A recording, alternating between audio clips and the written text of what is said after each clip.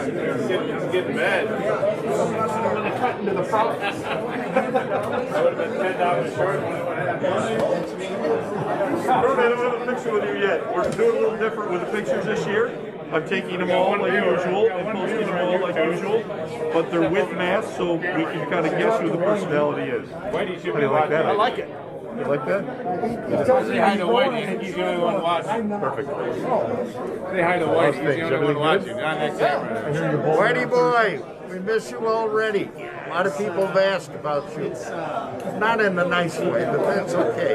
These are asking these things, remember. And we miss you, but hopefully you enjoy the show. Talk to you later. That's great. I guess she's doing pretty well. She's struggling here. It's on YouTube.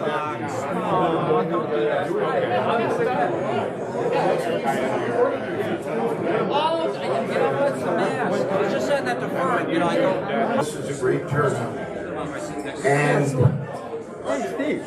Don wants to speak to you briefly. Don keeps telling me that this is my show, but he does all the work. So I feel like Jack Baldino. That's what happened back in those days. Somebody come up with an idea, we can give it to Jack. Anyway, here's Don, who just lost his name tag, right there. And he's gonna talk to you a little bit about, I don't know what, but we'll find out. Thank you, Dan. We know that some people were unable to be with us today for a number of reasons. We have a live camera over in the corner with a red light on. If you want to stop at any point during this festivities, just say hello. I know Larry White is watching for sure, and that may be the only person watching. But if you want to say hi to Larry and anyone else who may join, I know Jeff. Hey, Larry! Everybody say hi, Larry! And Jeff is going to put this up on this station's Facebook page, so the link, so we may be able to share that as well. They're going to open the buffet in just a couple of minutes. I hope some of you brought your broadcast mementos today so that we can share a little look back in history. I also brought, I have it over in the corner because I profit, not personally at all, but the Little Sibley's Christmas Adventure, which Dom Genova is going to feature on Wham on Christmas Day, an audio version of it. But we have a few of the books and the plush Sibleys if you want to make a donation to the Arc of Monroe and get one of the books to a plush or a combination. We'd be happy to accommodate that. Mostly it's just great to see everybody here. You've got the face mask information, so as long as you're at the table and consuming food, you're free to see what each other look like. And as I said to Gary Smith earlier, as long as we walk around with a glass in a hand, I think we're pretty well covered. So, but obviously, whatever protocols we can observe, we want to make sure we do that. So on behalf of Locust Hill, if you are not actually consuming food, put your mask on if it's comfortable for you. And we will move on with the show. The cash bar is available as well. So once the food comes out, I think we're good, and we'll start sharing some of those memories. And remember, we didn't bring the stopwatch. Well, we got it right here. All right. Have a minute or so to reminisce, because if everybody in this room shares a minute, it'll be dinner time. So thank you. Back to Dan. So, what media person has ever held himself 2 minutes speaking? None. All right, so we're gonna trust you. I think Ferdy thought he was going to MC this. I don't know if you've seen his jacket, but he's got a tuxedo jacket from the past. Ferdy, would you stand and show everybody that? Come on. Ah, is that beautiful? If that was my size, I'd ask to buy it from him, but it's half of me. So I'm looking forward to hearing some of these stories, but first we're going to get started with food, and we're going to start with this table because Don and I have stuff to do. They're all old, and so therefore they should start first out of respect. So start with this table, then that one, then that one, then that one. I'm sorry, guys, and then you guys, okay? 3 people watching. Yes. 3 people watching now. 3 people are watching now. We are really rolling, all right? So let's get going with the food. Table, Number one. Come on, Eddie, up. And we'll be back. You old, Gary Smith. You fine. I saw you walking. You I'm going to eat.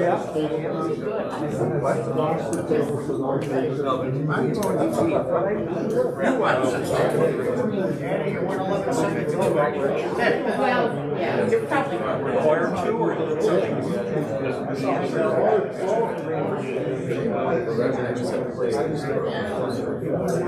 Fact that he works for a living. Well, he's got about 5 or 6 different jobs, but he's informed me that he's going to retire in March or April.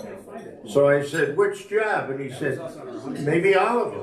So we'll see. I can't believe that Barry would retire entirely. Jeff Howlett used to bring him back on board. You let him go, bring him back, let him go, bring him back. Whenever we were down somebody, Barry had said to say hi because he couldn't be here. Larry White is quarantined up in Buffalo. Erie County is under whatever rules that we are, come to think of it. Oh, do I need to put this on while I'm speaking? No, Not while you're speaking. Okay. You got a glass of water in there, buddy. All right. So, Whitey said to say hi, Lanny Furtari said to say hi, and Michael Bryant is what he was on the air as. Mike Bonetti said to say hi. Mike has had an illness and he is not exposing his body to any chance of catching anything. So they all said to say hi and they would have been here. I'm not sure about Lanny. He says he's coming from the Pittsburgh area frequently, but I think I've seen him once in the last 10 years, so who knows.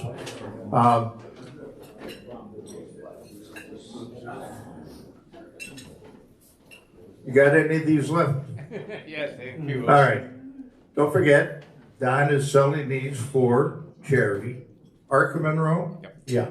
Okay, so he's also got a little plush thing that comes with some of them. So if you've got a young grandson, great-grandson, I look at some of you and I know it's great-grandchild. That would be great. So now, I want to bring Don up first to have him show you his memento of his a broadcasting memory, I guess we'll call it. So why don't you dig that out? This is a work of art. How old were you when you did this? Probably 6th grade. 6th grade, okay. So I'm going to let him.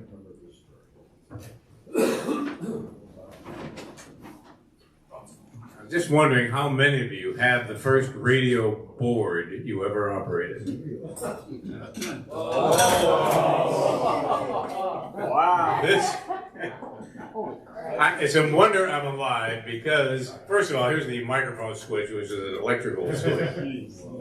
This little thing on the side was for the turntable. So I got 110 volts going through this switch. This is a metal box. Just gonna look at the wiring inside. But as a young kid, I mean, I got my switches. I got I don't know what how. This was the first radio station that we operated in the bedroom of my home, and my good friend Pete Burrell had, I think, probably one very similar to it. But that's what we thought we would do today: just share some of the mementos that meant something to us. It's a little dirty, but I'll leave it on the table if you want to take a closer look. And I still miss the regular VU meters. All these little, there's nothing better than watching your voice on a VU meter as opposed to the new modern ones we have. That's my memento. Nothing like getting the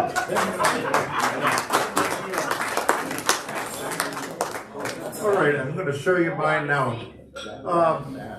I did multiple things at VOR and WHAM and so forth. I was originally hired to go on the air with my buddy Larry White. We, other than Slats and George, we were probably the next team to be on the air. And we had fun, that's all I can tell you. Until corporate Clear Channel came in, radio was nothing but fun. It was terrific. Even the owners, we had multiple owners from 95 to 99, and they were good. So there was nothing to complain about. And in the early days, well, for a decade and a half, I guess, we did this.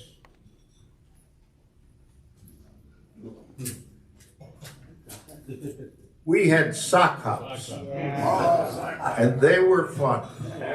I don't know if any of you ever went to them. Yeah, here we go. I will tell you that having 1,500, 2,000 people in the Dome Arena or the Stouffer Hotel or the Americana or wherever we held it was just nothing but fun. And while we were at these places, we would have visitors such as Hulk Hogan and so forth. They'd be staying at the hotel because they had a wrestling match and they'd ask if they could come in. And sure, we let them in. Jack always was the final judge of the Jitterbug contest. I got some wonderful pictures of him with the winners. And boy, did he cozy up to those girls who were the winners. Those were the days. We had a ball. And in this picture, I can see Eddie Musicus. I can see his wife. She's not as happy as he is. The great Bill Klein is there. My wife is there. I'm there. Peter Kane. Kevin Meath, the wonderful Kevin Meath. My partner, Larry White, with a full Wolfman Jack beard. There's Jack Palvino next to the women. He's right next to the Goldettes. He didn't miss a trick. And Karen Coretta was a Goldette. She was at 13 for a while, wasn't she? So that's my great memory. And now we'll go to this table right here, who was last with food, but first with memories or mementos.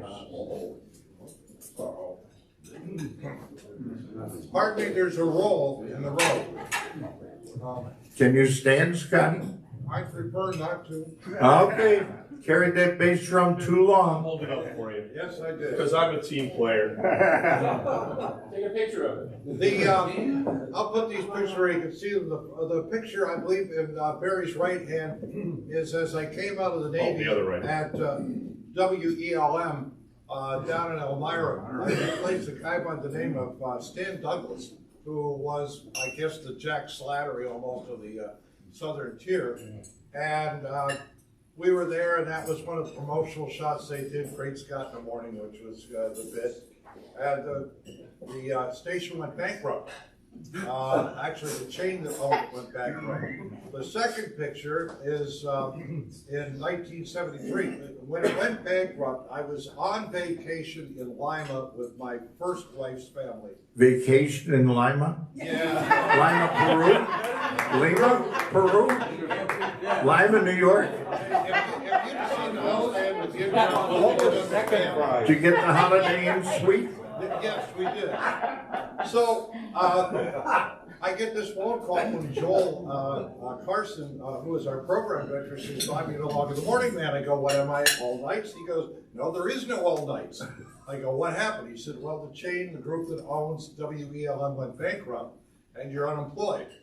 So here's my wife, 7 months pregnant. I just bought a house in Hampton Circle down in Elmira, and I thought I was going to be down there working for whatever amount of time. I call into Bob Savage, and he talks to Larry White. Bob was going from middays on Waxy to CKLW in Detroit. A few minutes later, I get a call from Lloyd. Joe Farrar had then gone back to Wham as the general manager, and I wound up over there. But the other picture is one of those snapshots from one of those top 40 listing things they put out in the record store. So that's my memorabilia. 4 minutes and 18 seconds. That's a very bad example to start with. Anybody else at that table? Okay, I'll stand up. Oh, go ahead and brag. Fine. This goes back What this? 1970. I don't think so. Anybody can't hear me? We can hear you. This is the old mobile unit. Goes back to 1970, and it happens to be posted, and it's at East Ridge Plaza, which doesn't exist any longer. So that's some old memorabilia. And then, of course, you got to show something like that. It's your pictures. You had WHAM, and this goes back to 1978. And I was there from mid-60s to mid-80s, basically. And then, of course, the last one, I guess, is I was there when WHAM celebrated their 60th anniversary, which was August of 1962, which means that next year, in August, 100. they'll be 100 years old. Almost as old as I am. And that's it, folks. The rest of it is just meeting you people and talking with you people. What great memories. Great time. John, you got Danny, let me just jump in for a second. Next year being the 100 years at Wham, Joe LaMonaco is putting together a several-hour show which will be online and eventually on the air. Anybody who worked for Wham ever, either reach out to me before the end of the day or reach out to Jolo so we can get some time with you and Jolo to talk about your experience there and your memories. We've got right now about 5 hours worth of stuff already, and we're continuing to grow on it. So if you haven't been contacted, consider this your invitation and reach out. Okay, Danny, thank you.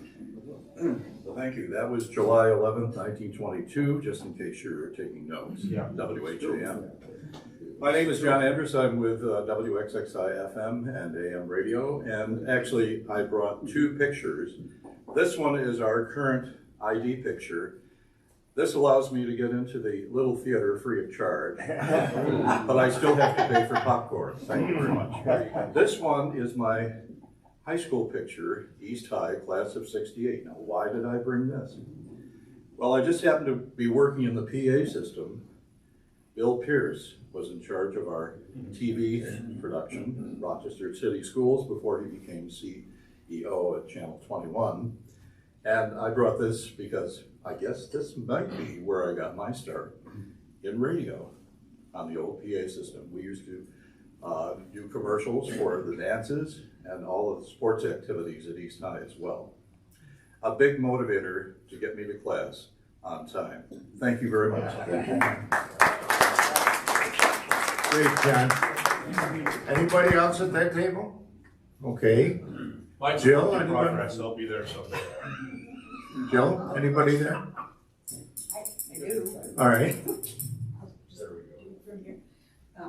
Hi, my name is Jill Sheedy. You probably would more likely be familiar with my husband Dan, who's, the voice. But I did get to be Jill Williams with Heartbeat. Heartbeat. Thank you, Jack and Eddie, for that. Those were fun years. And I also spent some time in the promotions department at Channel 13 during the time of Horses on Parade.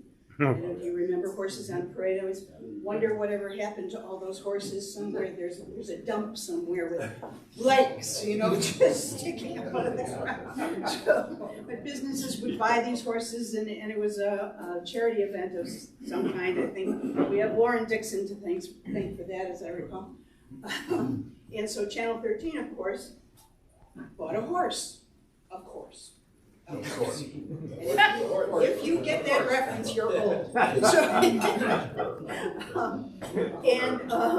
The idea was we were going to donate it to an elementary school nearby, and have the kids dip their hands in paint and put handprints all over the horse. And then the on-air people would come and dip their hands in paint and put it on the horse and sign it and stuff. So that would be a thing to do. We could decorate the horse that way. And you had a choice between a standing horse or a rearing horse. And we chose the rearing horse because it was just cooler, right? I mean, it's a rearing horse. And it was a rearing stallion.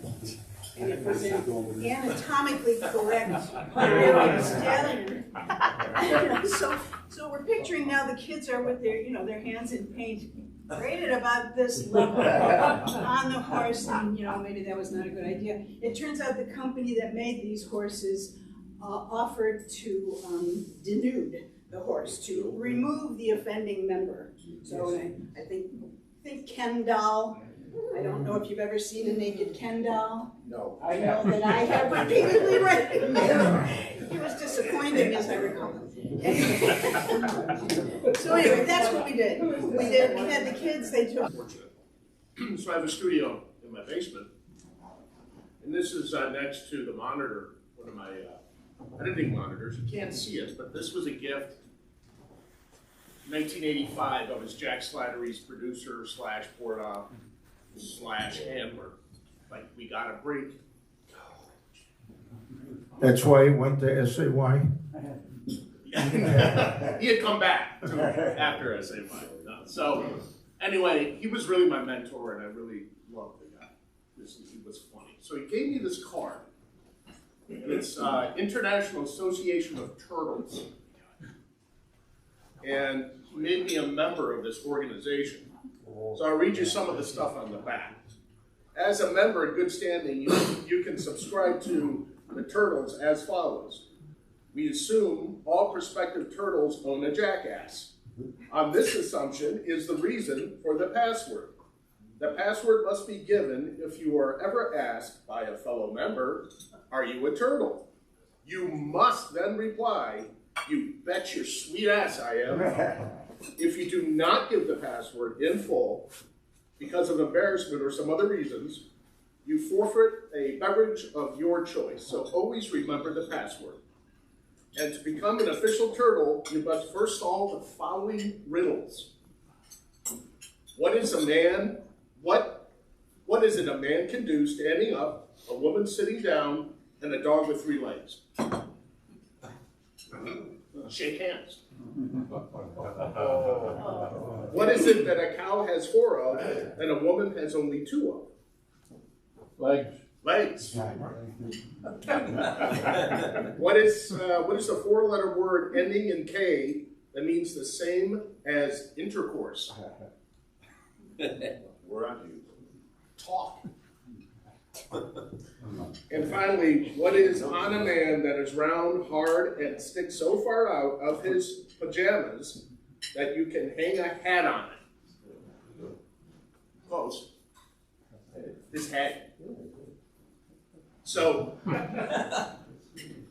it makes me smile every time if you knew Slats and what a personality he was, the world's tallest midget. It just makes me remember him every time. Great. Thank you. That's it. Thanks, Kurt. I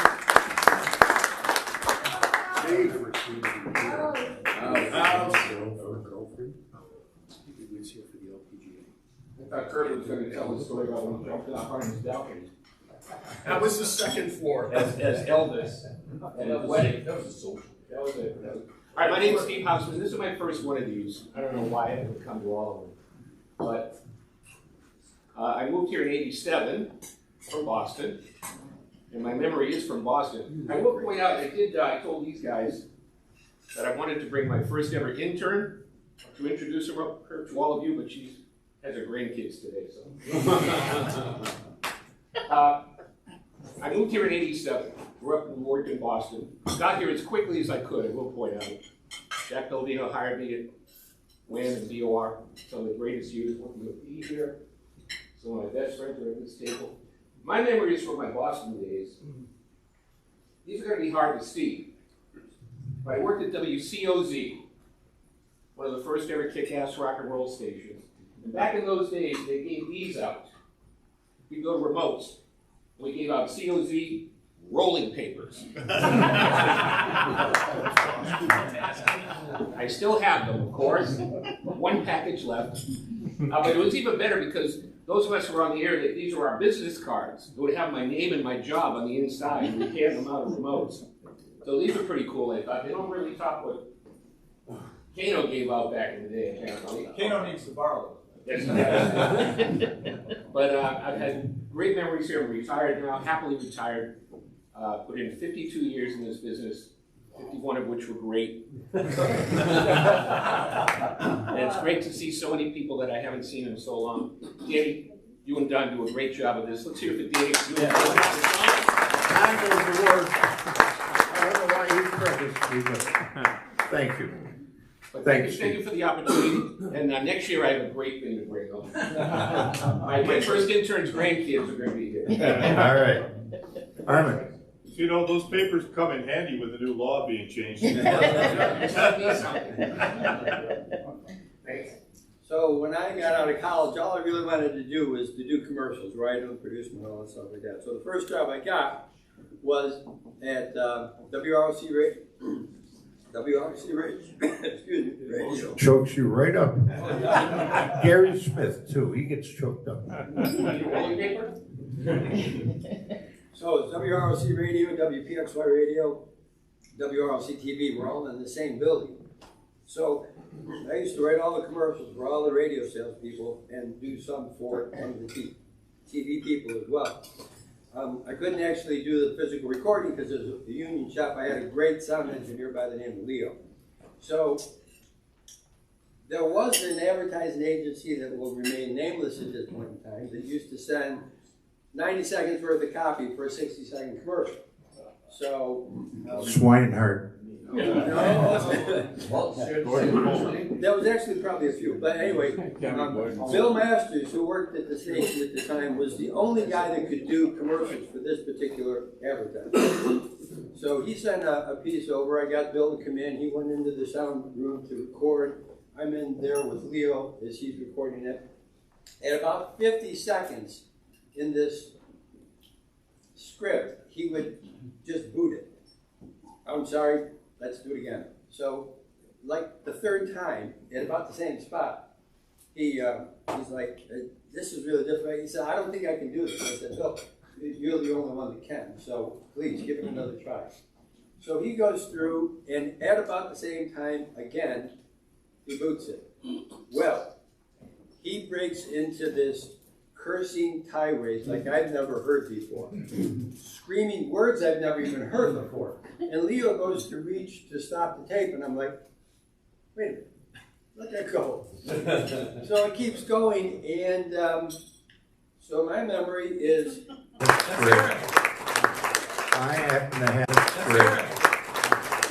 happen to have a lot of Ferdy Smith swearing a blue streak in the studio. That's not true. Oh, yeah. Anyway, Dino, Dave, anybody else back there? Dean. Yes, D. Alexander here. I could have, yes. Thank you. I could have chosen one of them housekeeping. Any of about 1,000,001 highlights from 20 years of Tony and Dee in the morning, but I decided to go with the job that brought me to Rochester in the first place, because then I never really met any of you, worked with any of you, or drank with any of you. Coming here for that job. It was mornings with Dr. John Potter and Jim Maxey on the new 92.5 WMJQ.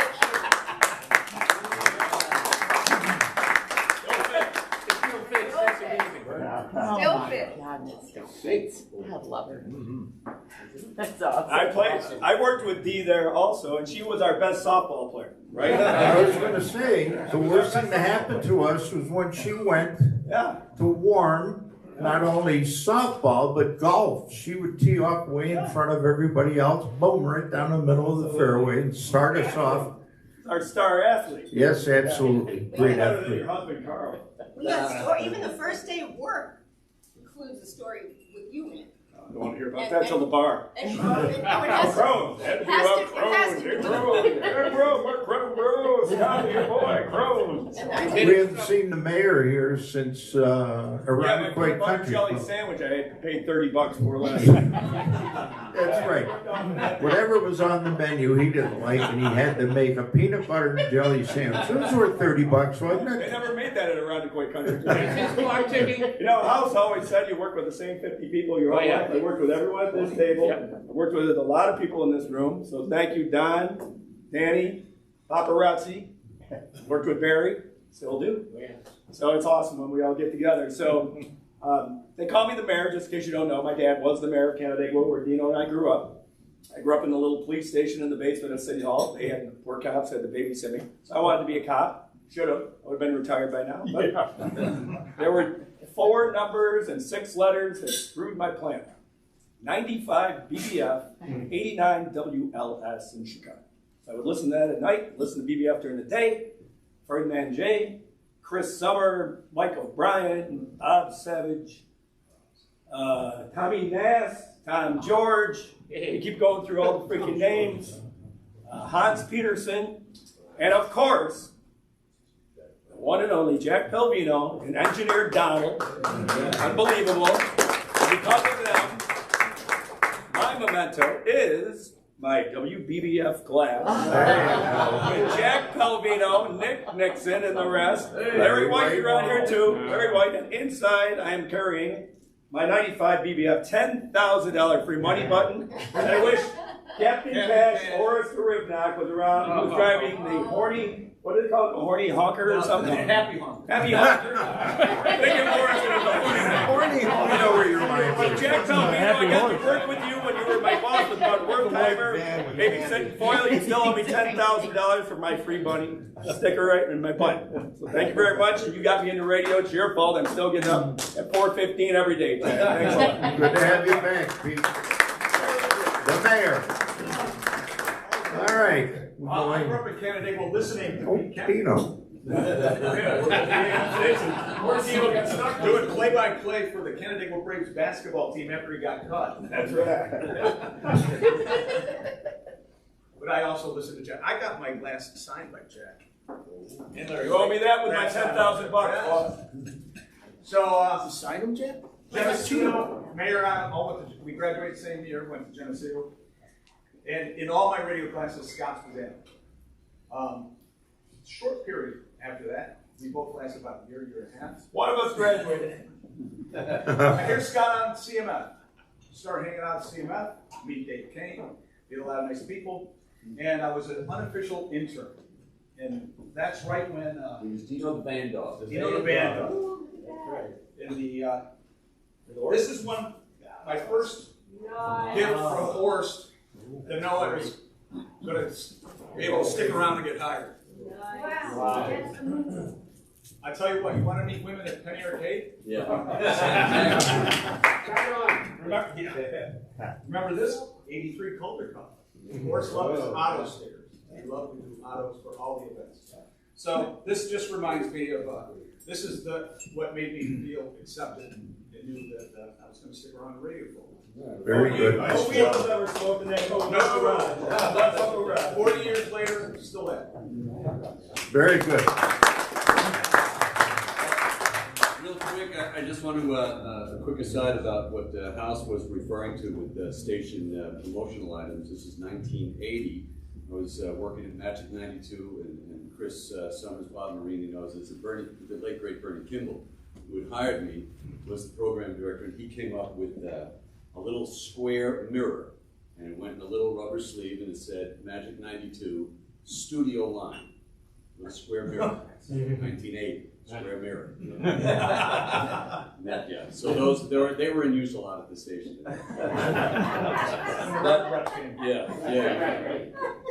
The guy I replaced tonight used to call me. He says, "The record guys just left town. I'm really wired. Can you bring me a joint?"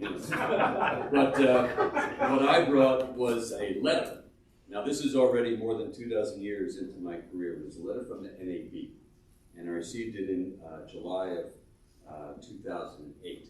So I've been working 27 years, except at the end of 2007, myself and compadres Pete the Mayor Kennedy, Dino, and Mark Cronin were all unceremoniously dumped by the new company that bought the CBS cluster. Strictly budgetary, they didn't give a crap about anything, you know the story. But so I was on the beach for about 3 weeks, and God bless Mike DeGiorgio and Doug Evledge, who let me be on TV. Of course, they heard about that for years later. But I got this letter, and it said, "You've got some nerve staying in this business as long as you have. Please leave." It said actually that I was nominated to be one of 5 people Media Market Personality of the Year, and it served as great vindication. You know, I was rehired, obviously. 90 days later, after going through multiple corporate interviews, I had to write an essay why Entercom should hire me. after 27 years. I thought you were writing popcorn. So I figured it out. So it served as, you know, I didn't win. I was up against guys from Little Rock, Arkansas, Grand Rapids, Albany, and Albuquerque. And the guy from Grand Rapids, Tony Gates, good guy, he won. And when he brought the award back to the table, we were flown down to Austin. He brought it back and he leaned over to me and he says, "You should have won this." So I punched him in the throat and I took it. But it was great vindication after being, you know, let go, and certainly Dino and myself and Mayor and Crohn's, we managed to survive and get back into. Well, Crohn's started his career at Wegmans, but Mayor still going strong, Dino still going strong, and I was going strong until this past April when I retired after 40 years at CMF and 42 years in the biz. And congratulations on your election to the Rochester Music Hall of Fame. Yeah. Way to go, Dave. Very nice. Very nice. I have to just quickly tell this story because Jack can't fire me anymore. But just before I was switched over to WHAM, I was on VOR doing one of my oldie shows on the weekends, and our new program director decided that my show didn't match the format of the rest of the station. And even though there was a barrage, although Jack said it was coordinated by one person, a barrage of letters, I was taken off the air. And so I kind of know exactly what that's like when all of a sudden, boom, you're gone. But on to happier things. This table, Ferdy, you got anything? I do. Now, that jacket, I love it. Don't give him his jacket. I won't. Here's a guy who never missed a microphone in his life. First off, I'm so thrilled to be with all my idols here. Jack, Eddie, who always wrote 90-second copy and said, "Gee, it worked out great on the typewriter." Gary the Pipesmith, my first big idol. All you guys, Danny Sheedy with the biggest pipes in the world. All of you guys, I'm just thrilled to be around you, by the way. You got the pipes too. At any rate, I wanted to tell you that it all started with me, with Nick Nixon bouncing me on his knee at 9 years old and saying, "You want to be a DJ like the old professor?" And that was it. There was never wanted to be anything else. I was 15 years old and I got my first job at SAY. I lied about my age. And I played my first Beatle record. And it was on VJ Records, VEEJAY. And I thought, gee, that must be an English record company. I've never heard of them. Not that I was some aficionado on record companies. 15 years later, I'm managing a band called Skylark, which featured the great producer David Foster, who I talk with all the time. Going to see him in a couple months. And the singer Donnie Gerard. And this man wanted to produce him. His name was Kelvin Carter. Kelvin Carter, who Danny knows, Kelvin Carter was the creative force behind VJ Records. I noticed when I was 15 at SAY that the next record that came out was Capitol Records. It wasn't VJ anymore, but it was the same song. I think it was, you saw her standing there. And this man was the creative force of VJ Records. He comes to me to produce this singer I'm working with. We become fast friends. He's a mentor of mine. He talked about cocaine. Now that Jill already introduced this, he talked about cocaine. He said, "Ferdy, that shit'll make you your dick run up inside you like a snake." And he was talking about musicians. At any rate, a few months ago, or actually a couple of years ago, I'm sorry. So Kelvin and I became absolute fast friends. He was a mentor of mine. He was in the studio with me. When I met Don King and got work with him, he was with me. Just a terrific guy. He was getting blind, he was older, and he had diabetes.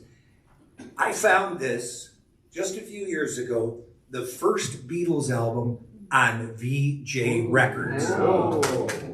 They went bankrupt. Capitol Records bought the masters, and the rest is history. He was an amazing man. When he died, I kissed him goodbye in the hospital, and he said, "Ferdy, make my story. I mean, his girlfriend was the original black actress on Star Trek. Remember her? Beautiful girl. Ferdy driving down Santa Monica Boulevard with that girl in a Cadillac convertible's like nothing you can think of. But he was a wonderful man, and I wanted to say something to you that I hope I don't get too upset. This morning I received a call. Donnie Gerard, the great singer, is dying. And you remember the song Wildflower, because it was a huge hit. And I managed that band. I didn't have anything to do with the album other than promoting it. And I just, his wife called me this morning, and I got a text in the middle of the night, and just a great, he's been touring with Mavis Staple for years. And so pray for him if you would for him. That's my story. VJ Records.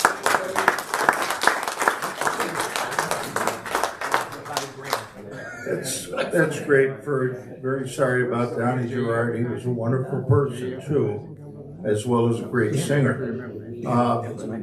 That VJ record right there, it helped to bankrupt VJ Records because of supply and demand. They were supplying but not getting paid by the distributors. And there was such an incredible demand for the Beatles all of a sudden that they couldn't keep up with it. And they had the Four Seasons too, this little label, VJ Records. And those two groups kind of put them out of business, which was too bad. And Calvin Carter, there are so many great stories about Calvin. I learned some, Ferdy told me some. This guy had stories about celebrities, and I can't really repeat them, but they were wonderful. Jerry Butler and Jimmy Reed and people like that, just wonderful stories. Calvin was fantastic, and he was really a driving force behind VJ, even though his sister Vivian and Jimmy Carter get credit, Jimmy Brackett get credit for that. Anyway, that table? Yep. Yes. What do we have? You want the mic? And You if got I it. could, please. You If got I it. could, please. Thank you. Start the timer. Yes, set the timer, that's right. My name is Dom Genova. A lot of people probably don't know me, but I have to tell you, I am thrilled to be here. Thank you for inviting me, Don. When I got the invitation, I figured it was either a mess up with his email system or you needed somebody to park the cars, because I shouldn't be here among all you people who have done such a magnificent job in your careers. Now, I have a show on Saturday mornings on WHAM. It's called the No Nonsense Roundtable. And it's a little funny of the way I got here. So I have two things to show you. My previous life was as your no-nonsense car dealer. So you might have heard some of my ads. Have you heard of those ads? No-nonsense car dealer. Okay, like 3 of you. That didn't work all that well. But you know, I would make fun of other dealers basically to make a living out of myself. It's sort of like, you know, some dealer would advertise that you'd have a repo sale. You know, and I would have an ad say, "You really want to go for a repo sale? You really want a car that's been dragged out of somebody's backyard at 3 o'clock in the morning? Is that what you're looking for? Isn't that like going to Match.com and saying you only want somebody who's been in state prison?" So it started to build a little bit. But I'll tell you where my original interest in that came. I was at college, and I went to the same college that the late Jack Gardner went to, and St. Bonaventure University. St. Bonaventure had a very good radio station. It was called WOFM. Now the problem with WOFM, it was you had to plug the radio into the wall to hear. It was 60 carrier current. That's what it was. But it was WOFM carrier current. Now, before we got an FCC license, that's like my claim to fame. When I was there, we got an FCC license. I would go into town and I would sell radio ads and produce radio ads, which kind of came in handy when I had a car dealership, right? And we got an FCC license from I think it was 1974 when I was there. We got an FCC license, and I named the station WSBU rather than WOFM. So here's a business card from WOFM, which is my time back. Why we had business cards, I have absolutely no idea. Okay. Yeah, probably. I don't know who we'd hand these to either. My favorite was one of my friends who was doing some production wanted to do an ad for Olean Savings Bank, and it was Jesus Saves and You Can Save Too at Olean Savings Bank. We decided that we, being a Catholic university, we really wouldn't do that. So The other thing, I want to give a shout out to Larry White, by the way. I know he's listening right now, but he's giving me a lot of coaching. This week, Don Alhart, Sibley's Christmas Adventure on the radio. And the other thing I want to show you is that another little thing that I got here is that when you're on a 50,000 watt station, every once in a while you'll get some fan mail, right? I mean, somebody will give you something. And I wasn't going, now that we've gone live, you know, I don't know if I want to say this in real specific terms, but I see this letter that somebody gave me, and this is the first letter that I got from a fan. Well, I don't know if you can call him a fan, because this word here, what does that word here say? I can't see it. Schmuck. It says schmuck. It says schmuck. So I got a fan letter, and the first fan letter. So I know I've made it. You know, I know I've made it with at least a portion of the public, because somebody sent me a letter like that. Did I spell it right?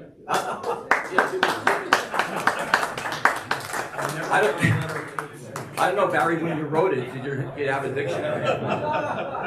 Anyway, so thank you ever so much. I'm humbled by being here, and thank you. I hope to see you again. Thank you. Well, there we go. A new radio man, 5 minutes and 22 seconds. He's now got the radio record. All right, here we go. Well, I will be less than 5 minutes and 22 seconds, okay? Are you sure? Hi, everybody. I'm through. And I'm thrilled to see you, Mark. I was wondering whether or not you would be here. Lo and behold, he's here. I'm Dan Minchin. I was on WHAM and WROC for about 5 years. Back in the 70s, when I came to town, after that went to Xerox Corporation, and from there went to Houghton College as a professor. So that was a long period of time, probably about 35 years or so. But when I got the email from you and from Larry White, hi Larry, by the way, it's good to see you. I wish you were here, not in Buffalo, but that's where he is. Legends, to me, it always has an historic kind of root to it. And so I don't consider myself a legend of any kind. But when I think back of my coming to Rochester in 1974, and I've been here ever since, I was familiar with a lot of people on radio and television. Those are the legends that I think of. So when the email came, I thought, well, I could bring a cart, I could bring, you know, a 7-inch reel-to-reel tape, business cards, all those kinds of things. But I think of people. So there are a lot of people who are in the legend category for me, but they're not here today. So let me name off a couple of names. This is just went through my name, and I sat down quickly to type it. And whenever you do a thing like this, of course, you are going to get in trouble because you'll leave somebody out. So apologies for leaving anybody out. But I won't leave you out, Gary, because I remember you well. Here's people that I remember. See if you remember any of these. Tom Ryan. Oh, yeah. Not the mayor. Although it could be him too. Bill Masters, Buffalo, Rochester. Dean Close, who was a friend of Leo's, by the way, at WRLC. Rochelle Brown, okay. Pete Dobrovitz, remember Pete, who had an unfortunate ending to his life? I was the very last person he ever hired, Argus. Yeah, yeah. Jack Slattery. Well, everybody remembers Jack. Everybody got up to him. George Hafner in the farm shows. How about David Sennett? Remember David? How about Bill Kimball, who last stood up down in Philadelphia on an evening show down there? These people are past. Harry Abraham. Remember Harry?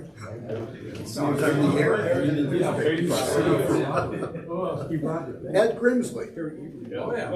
Okay. Chuck Flatt. Mike Morgan. Down in Florida, I understand. How about Tom Badger? Wow! I'm sitting next to a legend. Is this Tom? I don't think so. My eyes have changed, I guess. I didn't...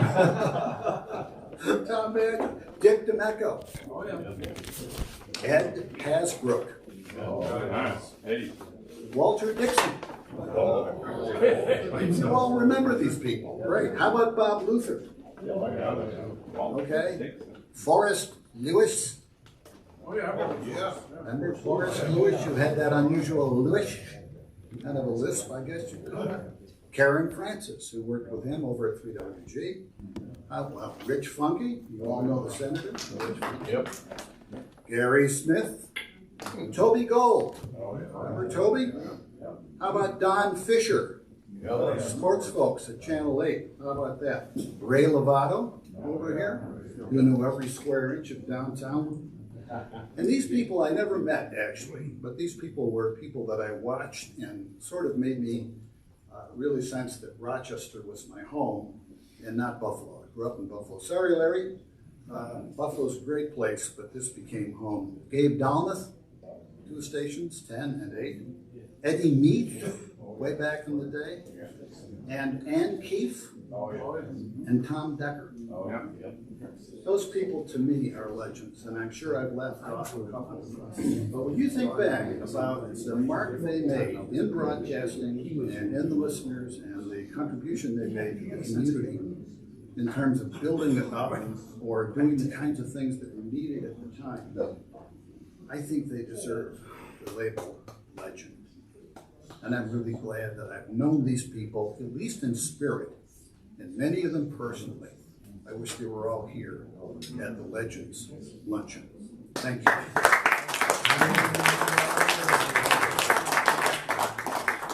6 minutes, 2 seconds. New record. All right, more at that table. Terry, women first, Terry.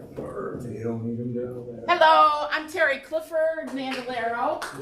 And this year I celebrate 40 years in radio. And so my sister made this for me. This is what 40 years in radio looks like. It is t-shirts from... It's upside down. Oh, sorry. Sort of like radio. You're right, it is. It's t-shirts from every station I worked for. In there, KLX is in there.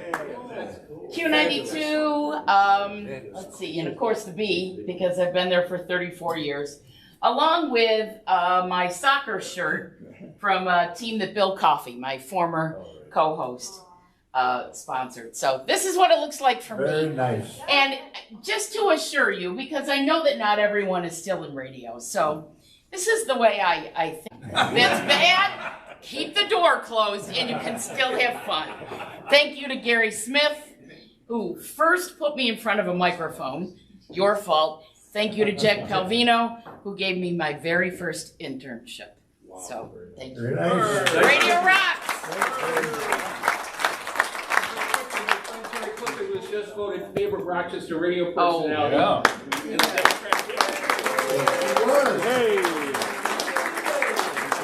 In second place was Louise, so she was good competition there, I'll tell you. Very nice, Terry. I was going to say she was unopposed, but... Thanks, Steve. Some of the best years of my career was sharing a studio with this woman. She's still a great friend, great person. Love you. Thank you. My sister. Okay. I think I talk loud enough. I'm Jeff Moulton, and from New York, and Bob Burns. I had lunch with them at Del Lago last week. And they were sitting there giving me a bad time about all the stations I worked at. We counted them down. I started in radio as a sophomore in high school at WLFH in Little Falls, New York. We counted 19 radio stations I worked at. Wow. Only second to Gary Smith. And then the mayor brought up Canandaigua, which is easily forgettable, so it's 21 radio stations. So, and 5 television stations I worked at. So throughout those years, believe it or not, I'm not much of a thief. I didn't take much with me out the door. I don't have a lot of promotional stuff between failed relationships. Hold on for 1 second. You just called us all a thief. You implied that we're all thieves. I have 57 staplers. He's not kidding. So I don't have a lot of stuff between failed relationships, ex-wives, moving, this and that. I really don't have a lot of stuff. But I do have a WKLX coaster that was given to me by El Brock. I'm wearing a VBF shirt, which was given to me by Bobby Hatfield, and I have a BBF bumper sticker here, also given to me by Bobby Hadfield. And Terry, if you have any BEE cups left, because mine are long gone, I'd like one of those. You came to the right place. All right. I'll get one for you. So, in other words, I don't have a lot of memorabilia. I have a lot of memories, but it would take well more than 4 minutes and 12 seconds to do it, so I'll just sit down here. All right, Jeff, while you're saying though, just give us a little remembrance of Paul, Jason, Paul. Paul and I worked together at a couple stations. I don't know if many people know Paul, but he passed away, I think, in September. I don't know if I really want to get into the details of it. But Paul and I never talked politics, ever. It was a rule between us. We did not talk politics. But we talked about radio and we talked about cars. So Paul, I'm sure, would be here in spirit. In fact, he was living in Florida. I'm sure he would have come up here for this today. So Paul Jason Galecki, we miss him and wish he was still here with us. But I wouldn't talk politics with him. Thanks, Jeff. Anybody else over there? We're at our final table. You can go first. Hi, my name is Scott Flybush, and depending on when you hear me on 1370, I'm either Jerry Jack or Mike Melody. Be big, be a builder. I was going to bring my Bill Lau rejection letter when I applied for an internship in the summer of 1991. I think it began with young man. Couldn't find it. Smartest thing you ever did. Yep. I should have listened. I did bring. I should have listened. I did bring a neat piece of memorabilia from my collection. It's the story of WHEC from, I think, 1952. Oh, great. So it was sort of a, was it 53? November 1st.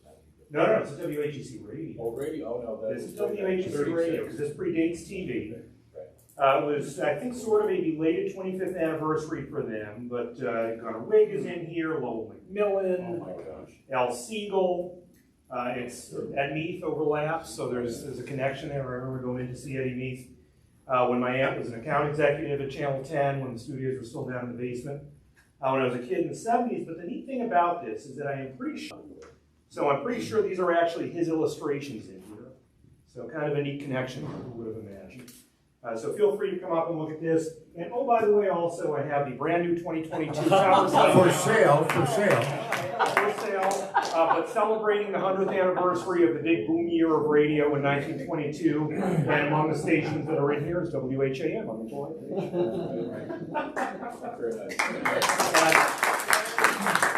And I'm very happy, I think, to be the youngest person in this group.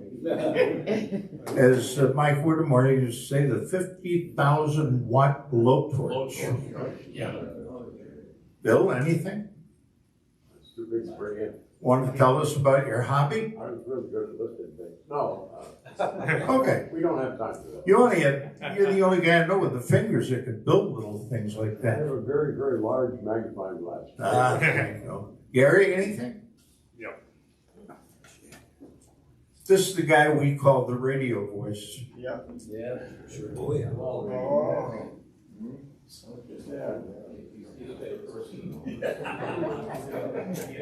This logo was the Wham logo in the 40s during basically during the war years. That was the big war. I started listening to Wham, or hearing Wham, I should say, probably about 1942 or 3. I heard it before that, but had no idea what it was at that time. But for some reason, way back, I decided I wanted to be in radio. Strange decision. Now, when I was in it, good decision. And Wham was always on in my parents' home, always on in my grandparents' home. There weren't many choices then. Wham and WHEC and WSAY. Pretty much it back then. And I listened, decided that I wanted to be in radio, and we moved to Buffalo when I was 10 years old. We lived there for 5 years, and I could still hear Wham, but I listened to WBEN in Buffalo, which was pretty much the same kind of radio station. Then we moved back here when I was a sophomore in high school. I got my first job at WSAY. And the one neat thing there, you learn things. You learn a lot of things that you know you don't want to do again. I was the last one on the station to use my real name. They came up with the station names then, the Tommy Thomas and Jerry Jack, and we made ones up, Ned Needle and Teddy Turntable and a few others. And they called me from downtown one day and said, tomorrow you're Tommy Thomas. And of course I was young and dumb, and I said, what do you mean?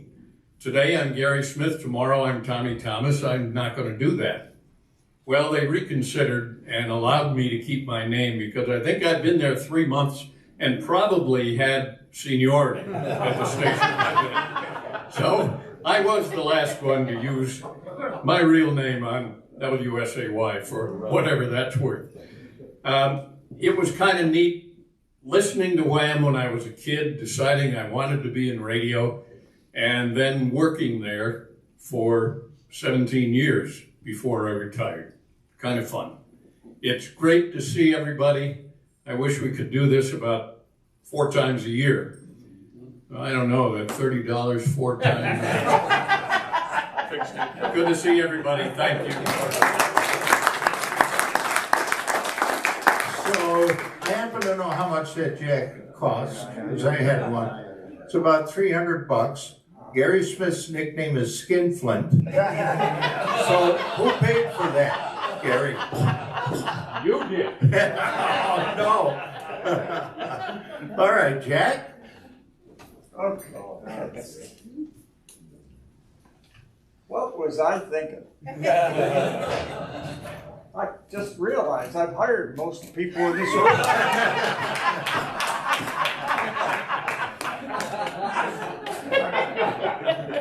I brought paraphernalia, an official 45-year-old BOR gold card application featuring our morning team. Smiling Dick Tobias, Rich Funky, Officer Gare of the Year, Tony Indeed, and me. It was taken the morning after we had an incident at the WBOR Christmas party. What happened was that Dick Tobias got into a fight with Santa Claus. True story. That's a true story. After 5 Manhattans, he took a right hook and hit Santa Claus. Santa Claus got ticked off and called the police. That was the shortest Christmas party in the history of BOR. And that was the greatest Santa Claus. And he was a wonderful Santa Claus. He researched every family. We never, of course, we lost him. For some reason, he wouldn't come back. I doubled his wage for him. He said, no, I'm not coming back. He wanted Dick Tobias. He called Dick Tobias Dickie, and he asked him to sit on his lap. I just enjoyed being with you all here today. And a couple of months ago, I recorded something with a couple of the guys about Wham. And isn't it fortunate that we, at this stage in our careers, are able to still enjoy our careers? I tell our 8 grandchildren and my brand new great-grandchild, Leo the Great Palvino, that if you love what you do, you never have to work a day in your life. And everybody in this room loves what they do. And a lot of people don't have that wonderful thing going on in their life. So we have a lot to be grateful for. And as I researched Wham and its roots, I was quite frankly amazed that in July of 1922, there were 2 guys who really put Wham on the air. George Eastman and Frank Gannett. These were the 2 people who founded, with their groups, WHAM. And it was George Eastman who said, I like hard sounds, like Kodak. Why don't we try Wham? And that's how Wham got its call letters. Wow. Amazing history of this station. And of course, the #1 station not in ratings, but the first station in Rochester. Everything else was second. HEC, Hickson Electric Company. Yep. But radio in our town has so many roots, and we are so privileged to have worked in it and enjoyed all those roots, and in the meantime, had a pretty happy life. Great. And I, for one, am very happy to be involved in it and to be with all of you. Thank you. Great job. That's the Jack Tobino I know, 7 minutes and 1 second. A new record. Eddie, anything?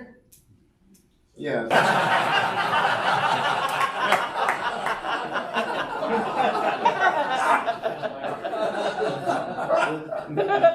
Usually it's, I take a nap at 2 o'clock. But seriously, I was, back in 1939, Lou Gehrig made a famous speech on the luckiest man on the face of the earth. And I think I could have said the same thing, because my highlight is working with these wonderful legends, all of you guys, Jack, Gary, Danny, hi Larry, the Honorable Larry White, Ferdy. I mean, I was really fortunate. I consider myself so fortunate to have been with 3, I think, the greatest radio stations in Rochester. WBBF, WVOI, the station with the heart of gold, WHAM, 3 great stations. And I was part of it, and that was probably my highlight. There was another highlight that I enjoyed back in 1979. It was probably the highlight when I was the Magic Moose on WMJQ. We needed a mascot. Dan Clayton, the general manager, said, Ed, we're going to have a mascot. You're tall, and you're going to be our moose. So he got this costume from some woman in Atlanta, Georgia, a moose. And I made my debut at a Rochester-area game. And I'm on the ice. I could hardly see, and I knew I was going to fall. I didn't have ice skates on. But I walked on the ice, and all I could hear in the background was my wife and kids screaming from laughter. And I made it. I made it alive. But that was one of the highlights. And like I said, I worked with so many great people. In 1967, Ferdy came to WBBM, and he was just a sensational personality on BBM. But he wanted to do more than being a personality. He came up to me and said, Eddie, I want to learn how to sell. So I said, okay. So I said, when I have my appointments, you come with me. And he came with me, and I'm talking to my prospects. He's sitting in a chair. And then when we leave, and I get back to BBF, says, Eddie, I want to write a commercial based on the meeting you had. I said, okay. Next morning, I have a little cassette on my desk. I heard it. Geez, it was great. Holy cow, this kid's good. So I take it to my client. He loved it and bought it. Ferdy and I teamed up like that. We had a ball. One day, Jim Traeger, our sales manager, says, and BBF was sold out. I mean, we were so popular, we were sold out 2-3 weeks in advance. At $2 a commercial. Oh, You got the 2, I got the 30. So Jim Traeger said, let's try to sell midnight to 6. We had plenty of avails, midnight to 6. So I said, I took it as a challenge, and I said, Nick Tahoe, he's open 24 hours. And I went to Nick and talked to him, and I had an idea, and I took the idea to Ferdy. And I said, Ferdy, he's got all these characters coming in at 2 in the morning, 3 in the morning, and so forth. I said, why don't you do a commercial based on the characters? And Nick Tahoe and Ferdy did. It was fabulous. take it to Nick, he'd love it. And then we worked out a deal, 6-month schedule, how much? $4,000, writes out a check in advance, $4,000. 3-4 months later, I go back to him, another commercial from Ferdy, another 6 months, another $4,000. And that was one of the highlights. You know, when I think back on my career, being with so many people, I need more than 6 minutes. But Well, you've already gone to 7. It'll run over to next year. New record. New record. But anyway, it's been, like Jack says, I never worked a day in my life. It was just so much fun being working with Gary and Jack. Jack and I started in 1962, and I started BBM. By the way, that was a mistake. I had a job in Patchogue, Long Island. And the day before I went to Patchogue, I just didn't want to go to Patchogue. I was engaged to Jill, and I didn't want to go to Rochester. So I said, you know what, Jill, I'm going to call BBF. I called every station, and I was just starting off. You need more experience. And she says, BBF? Where are you going with BBF? With Palvito and Nixon and Jerry Fogle and Leon Marguerite and the whole lineup. Everybody was #1. I says, well, I just want to go to Patchogue. I got to give it a shot. So I called BBF, and I talked to Robert S. Key, the greatest general manager in the history of Rochester-area. Sorry, Jack. Pardon? Sorry, Jack. Well, I think you were the greatest, Jack. No, Jack will admit it. He was my guru. Yeah. So when I called up, I intended to say, you know, I'm going to get a job. I was a radio announcer in Hornell. I was the 402nd Mike Melody. And that's what I wanted to do. And I did a lot of theater work also. I did some theater work. I wanted to be on the air. And I told Jill, I says, the last thing I want to do is sell the radio time. So I pick up, Bob Key answers, and I says, this is at Musicus, I'm looking for a job in radio. He says, what are you interested in? You know, when he said that, all of a sudden I'm flashing Jerry Fogle and Nick Nixon and Pelvino. I said, oh, well, sales. So he says, well, why don't you come in this afternoon? We're looking to increase our sales staff. I went in, I was interviewed, they hired me, and by mistake, that's how my sales career began. But it was a great, great career, meeting so many of you wonderful people. You are legends, and it's an honor to be part of it. So thanks a lot. Thanks, Eddie. Ron, you want to wrap things up? Eddie, I think you set a record that I don't want anyone to ever break. I'm not going to announce a time because you'll try. Over 6. Over 6. Oh, yeah. At least we found out one thing today, that when they did that first thing with Nick Tahoe's, they turned Eddie loose in the kitchen, and that's how the garbage place went. So now we know that. I'm going to conclude, because we are running a little bit. Somebody mentioned Walter Dixon, and I'll end this luncheon with a quick story. Walter was the head of an audiovisual society here and invited me to speak to his group at the Spring House one night. Yeah. I had to do the 6 o'clock news, so they moved their time a little bit. I said, well, get to the Spring House by 7 o'clock. And of course, he'd gotten there a little earlier. There was the bar in the lower level, as a lot of you know. And then we went upstairs to the dining room, and I gave my speech. And halfway during the speech, Walter, who was smoking a cigar, keeled over from his chair, fell on the floor, and started to burn a hole through his jacket. They called 911, the ambulance came and took him away. I said, what do you want to do? And the people said, finish your speech. So I did. The next morning, I was concerned. I said, well, I don't know Walter that well. I don't know his family, but I do have his phone number because he set it up. I'll call and see if he's still in the hospital, how he's doing, what's going on. And I called the number, and Walter answers. I said, Walter, are you okay? What happened? And he said, Don, the Spring House makes the biggest martinis in town.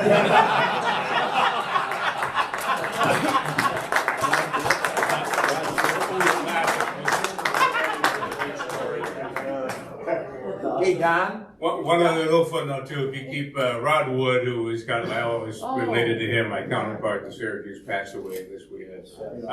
44 years at Channel 9, so in addition to those we mentioned today, keep him in your thoughts and prayers as well as we want. Bertie, I'm on last. I just wanted to say, can we say a little Larry White and everybody else? Yeah, we got cameras going, so if you want to walk up. I talk to Whitey every month. We want to get a group shot maybe against this wall, so let me do that. By the way, Don and Dan, I think Terry and I get the game ball, because I think we were the closest to the 60-second.